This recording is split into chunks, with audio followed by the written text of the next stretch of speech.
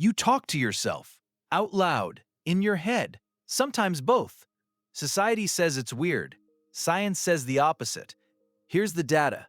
People who talk to themselves show higher cognitive activation, more brain regions engaged, better problem-solving metrics.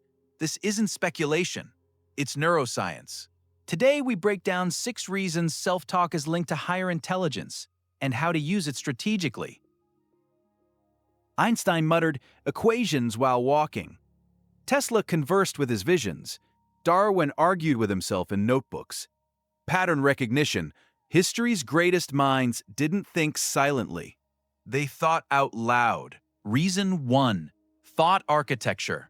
Verbalization forces structure. Silent thoughts stay vague. Overlapping. Chaotic. Verbalized thoughts get structure. Language has grammar. Order. Beginning, middle, end. When you talk to yourself, you force your brain to organize. Studies in cognitive psychology confirm verbalizing activates different neural pathways than silent thinking. You're not just thinking, you're building. Reason 2. Memory amplification. What you say sticks better. Ever looked for your keys while saying keys, keys, keys out loud? That's not random. That's neuroscience. Researchers call it the production effect. What you vocalize encodes deeper in memory. Dual-channel processing. You create auditory trace plus visual trace.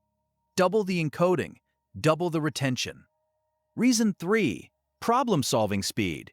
Talking through problems works faster. Classic experiment. 2 groups. Same complex problem. Group 1 works silently. Group 2 talks through their reasoning. Result. Verbal group solves significantly faster. Talking activates dormant brain regions. You're not just using logic, you're recruiting language centers. Auditory processing. Listening circuits. More cognitive resources deployed. More processing power. Reason 4. Emotional control. Self-talk regulates stress response. Stress rising. Anxiety building. Emotions taking over. You talk to yourself. Calm down. You've got this. Not that serious. This isn't naive. It's neurochemical. Verbalizing emotion activates the prefrontal cortex. The regulation center, the control room. You create distance between you and what you're feeling. Research finding. Third-person self-talk works even better. He's going to handle this. Outperforms I'm going to handle this. More psychological distance. More control. Reason 5. Performance enhancement. Elite athletes all do this. Elite athletes talk to themselves before competition, during effort, after mistakes. 2 types of dialogue. Instructional, keep elbows tight. Breathe on 3. Motivational. 1 more. You've got this.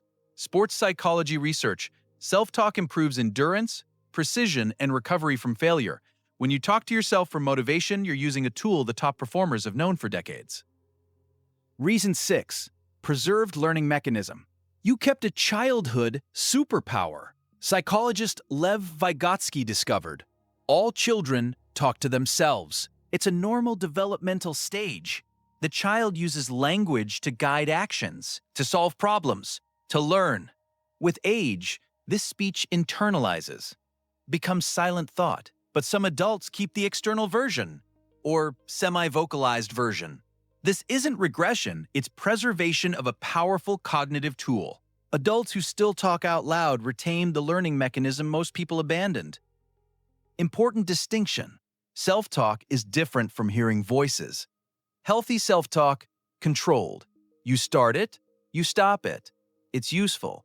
Intrusive voices, uncontrolled. They come without permission. They give orders. They're not you. If your internal dialogue helps, you have a valuable tool. If it torments, and you can't stop it, that's different. That warrants professional attention. This is where Ethan Kross's research became useful. His book Chatter breaks down the science of inner voice, when it helps, when it hurts, and how to optimize it. Fair warning, it's dense with research. Not a quick read, but for anyone who wants to understand why their brain works the way it does, and how to make the internal voice an ally instead of an enemy, it's the most practical resource I've found. Link in description. 3 optimization techniques. 1. Use third person. John, You've got this. More distance. More effectiveness. 2. Ask questions instead of statements. What am I missing beats I'm not missing anything. Questions open processing. Statements close it. 3. Instruct first, then motivate. How, then why. Technical, then emotional. Sequence matters. You're not strange. You're not losing your mind. You're using a tool most people abandoned when they grew up. Einstein didn't think silently. Tesla didn't think silently. Darwin didn't think silently. And you talk to yourself. The real question isn't whether it's normal. It's whether you're doing it enough. Quick check. How many of these situations do you recognize? Talking through problems? Repeating things to remember? Calming yourself with words? Motivating yourself before challenges?